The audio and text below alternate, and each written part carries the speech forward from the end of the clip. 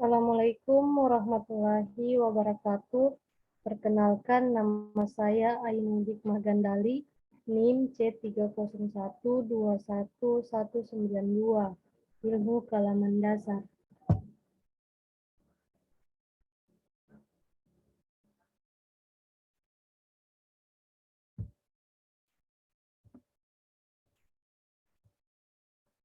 Materi yang pertama, IPA sebagai dasar pengembangan teknologi.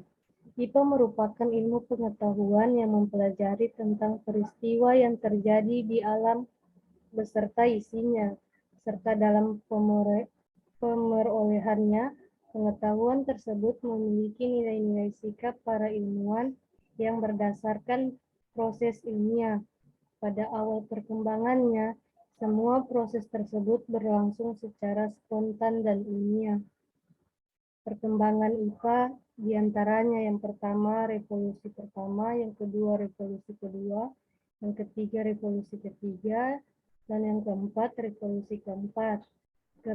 Keterkaitan IPA dan teknologi pada awalnya antara ilmu pengetahuan dan teknologi itu tidak selalu memiliki kaca. Misalnya, dulu manusia membuat perahu untuk membuat perahu dan belum mengenal teknologi membuat perahu. Ilmu kedokteran dan ilmu farmasi merupakan cabang dari biologi sebagai ilmu terapan. Pakaian, pensil, jam tangan, atau buku tulis yang kita pakai adalah hasil dari teknologi. Materi yang kedua, sejarah peradaban manusia dan perkembangan teknologi. Sejarah peradaban manusia, prasejarah dimulai dari Paleolitikum zaman batu tua, diikuti dengan Neolitikum zaman batu muda, dan revolusi pertanian di kawasan hilang subur. Kemunculan manusia purba, yang pertama ada Homo sapiens, yang kedua ada Neanderthal, yang ketiga ada hominin purba, yang keempat persebaran manusia dan hominin. Kemunculan peradaban. Perkembangan kota-kota berarti kemunculan peradaban. Pada awalnya, peradaban awalnya muncul pertama kali di Mesopotamia hulu, diikuti dengan peradaban Mesir di sepanjang Sungai Nil, dan peradaban Harappa di lembah Sungai Indus.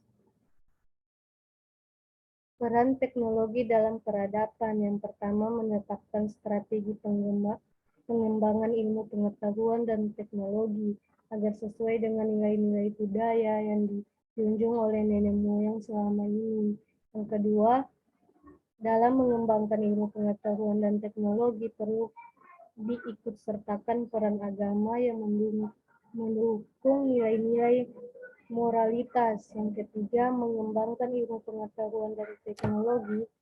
Tujuan hidup manusia bukan untuk mengeksploitasi kekayaan bumi atau memuaskan nafsu, namun dalam rangka beribadah kepadanya. Yang keempat, ilmu pengetahuan dan teknologi bukan dijadikan sebagai tujuan hidup manusia, karena semua hanyalah kebudayaan atau sarana manusia untuk mencapai tujuan hidup yang sejati, yaitu peradaban yang berada dalam kebahagiaan dan ketentraman hidup.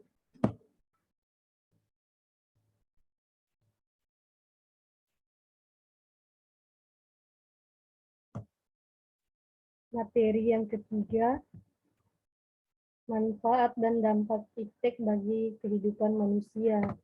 Secara umum, iptek adalah ilmu pengetahuan yang mempelajari keterampilan untuk menciptakan alat sampai metode pengolahan, sehingga keberadaan iptek ini dapat membantu pekerjaan manusia. Dampak iptek bagi kehidupan manusia yang pertama, dalam bidang komunikasi dan informasi.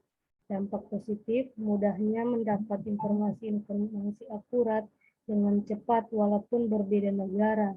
Dampak negatifnya, pemanfaatan jasa komunikasi oleh jaringan teroris. Dalam bidang ekonomi, dampak positifnya pertumbuhan ekonomi yang semakin tinggi. Dampak negatifnya punya sifat konsumtif yang ada dalam masyarakat.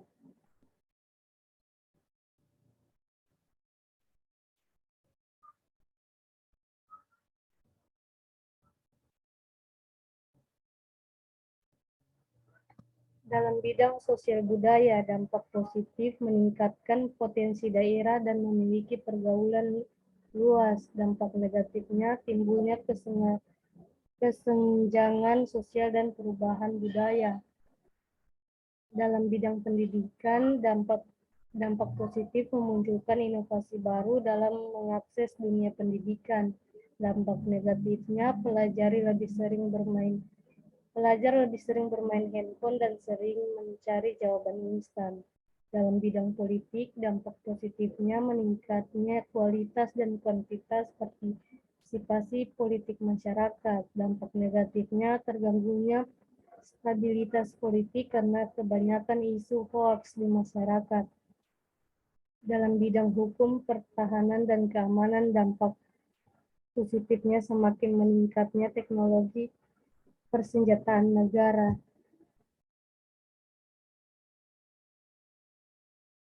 Materi keempat, IPA dan teknologi masa depan. Pencarian sumber daya alam yang hangat pada saat ini adalah yang pertama, energi matahari. Yang kedua, energi panas bumi. Yang ketiga, energi angin udara. Yang keempat, energi pasang surut. Yang kelima, energi biogas. Yang keenam, energi biomasa. Usaha untuk melestarikan ekosistemnya. Yang pertama, pemanfaatan biogas seperti eceng gondok, kotoran sapi sebagai pengganti gas LPG. Yang kedua, pemanfaatan buah jarak sebagai pengganti minyak tanah. Yang ketiga, back to nature sebagai obat-obatan, bahan makanan, dan lain sebagainya.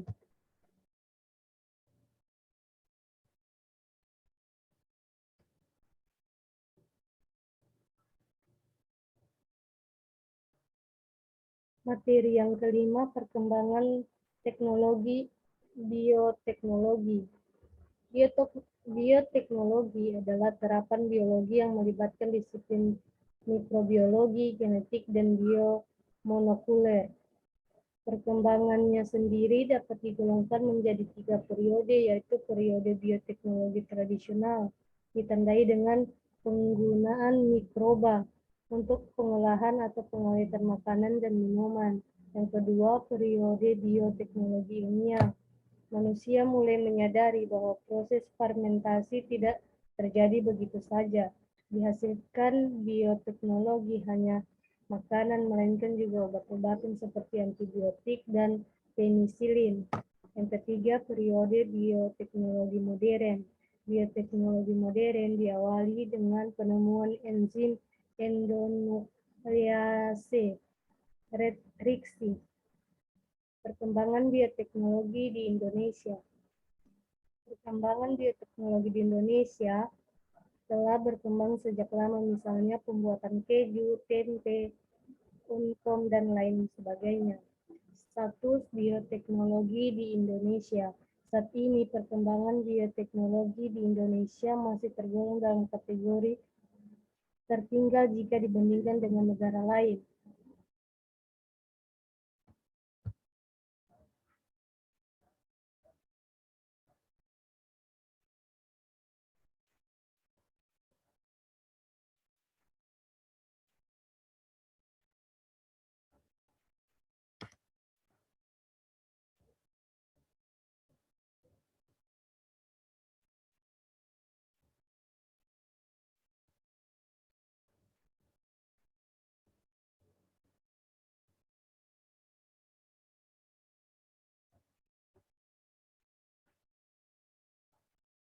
Selanjutnya, materi yang keenam, perkembangan teknologi informasi dan komunikasi. Teknologi komunikasi dalam Kamus Bahasa Indonesia diartikan sebagai pengiriman dan penerimaan pesan atau berita antara dua orang atau lebih, sehingga pesan yang dimaksud dapat dipahami. Jika arti komunikasi dikaitkan dengan teknologi, maka penekanan kata teknologi komunikasi atau bertuju kepada kata media. Sejarah perkembangan teknologi informasi komunikasi. Yang pertama, masa prasejarah. Pada masa prasejarah, manusia berkomunikasi dengan menggambarkan informasi pada dinding-dinding tua tentang berburu dan binatang buruannya. Yang kedua, ada masa sejarah. Perkembangan cara komunikasi semakin maju pada masa sejarah, mulai dari ditemukannya abjad fonetik, kertas sebagai media menulis, sampai pada cara mencetak buku. Yang ketiga, masa modern. Pada masa ini terjadi kemajuan yang cukup berarti pada perkembangan teknologi informasi dan komunikasi.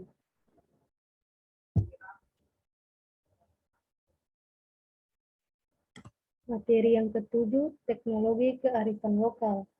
Teknologi kearifan lokal merupakan penggabungan teknologi dengan kearifan lokal masyarakat setempat. Biasanya dimanfaatkan untuk menangani masalah lingkungan setempat, banjir, kerusakan lingkungan, dan lain-lain. Teknologi kearifan lokal terbagi atas tiga. Yang pertama, pengetahuan lokal, yaitu sebagai hal yang berkaitan dengan bentuk lokal daerah, baik melalui suatu karya atau produk, ciri khas, dan juga kegiatan dari suatu daerah tertentu.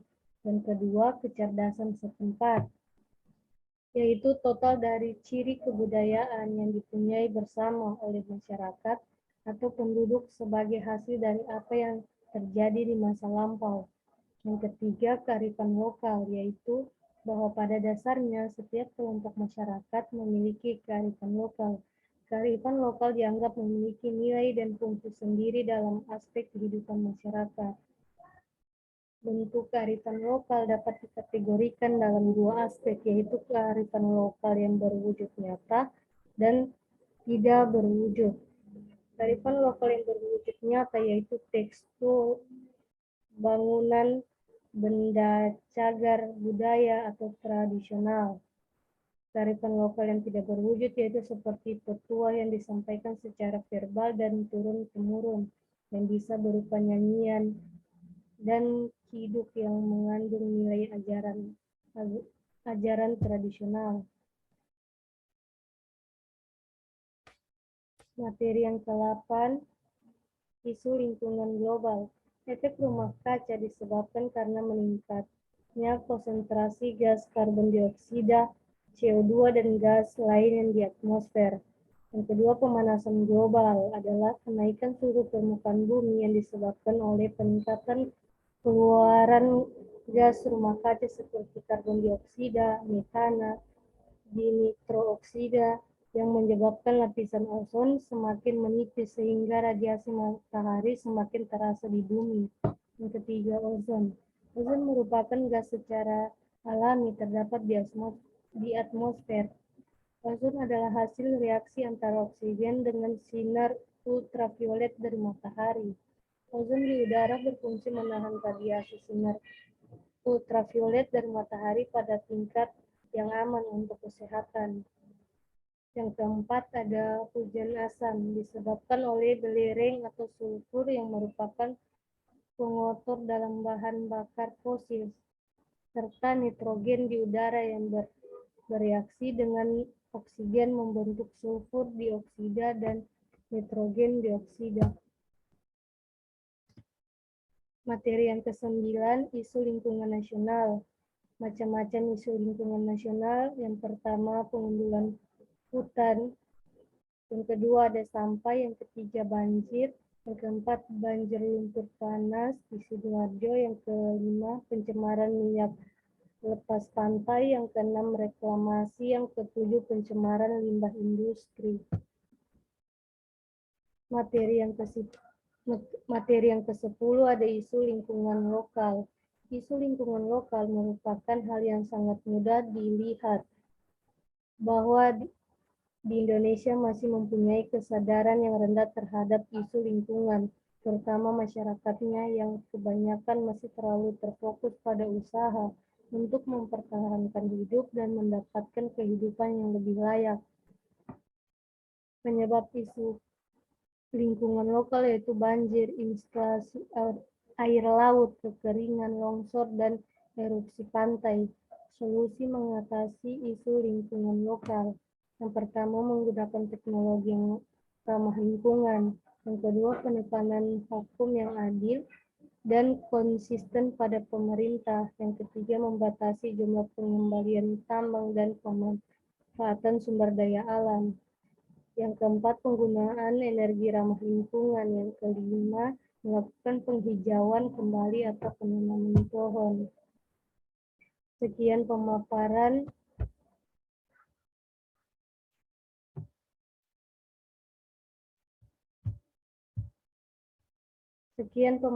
dari saya. Sekian banyak terima kasih. Assalamualaikum warahmatullahi wabarakatuh.